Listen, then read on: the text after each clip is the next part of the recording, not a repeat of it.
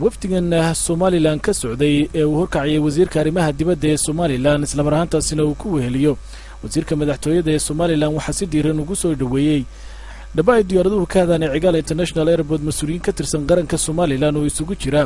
xubno ka tirsan golaha wasiirada xildhibaano afayeenka madaxtooyada saraakiil sare oo ka mid ah xukuumadda Somaliland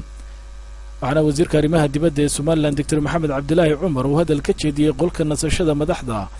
ee madaarka Hargeysa uu sheegay in socdaalkoodani uu ahaa kii ugu horeeyay ee Somaliland ay ku tagto dalka Masar kaas oo ahaa mid lagu unkayay xiriir ugub ah oo u dhaxeeya Somaliland iyo Masar waxaana uu faahfaahin ka bixiyay ujeedada ka dambaysa safarkoodan mas'uuliyiinta ay la kulmeen iyo maxsuulka ka soo baxay kulamadaasi waxaana ujeedada safarkaasi u ahaa in labada dal ee Somaliland iyo dawladda Masar ay yeeshaan xiriir iyo iskaashi dhinacyo badan leh oo waxtar u leh labada shacab ee labada geesood ujeedada ugu weyn ee aanu tagnay taasi ahayd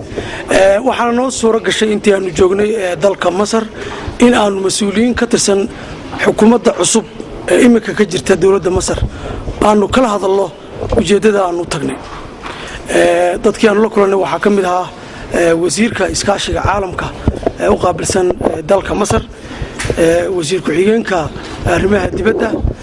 iyo mas'uuliyiin sare oo ka tirsan ururka jaamacadda carabta intaba waxaanu ka hadlaynay waxay ujeedada qaranku leeyahay in xiriir cusub oo iskaashi leh oo wada shaqayn leh oo dhinac siyaasadeed leh oo dhinac dhaqaale leh oo dhinac ganacsi leh oo dhinac nabadgelyo leh intaba aanu dawladda Masar la yeelno sida laga warqabana Somaliland iyo Masar xiriir aad u adag oo wada shaqayn iyo iskaashi oo badan runtii kama dhaxayn intii 22 sanadood ahayd ee dalkani la soo noqday xorriyadiisii marka anagoo arkayna ahmiyadda ay dawladda Masar ku leedahay siyaasadda caalamka ta Carabta ta Afrika iyo tigeeska Afrika intaba waxaanu qaadanay dadaal siyaasi ah oo xukuumaddan Somaliland ee hogaaminaya Axmed Maxamed Maxamuud Siilaan ay qaaday oo ku wajahan sidii dalalka Carabta khaasatan dalka Masar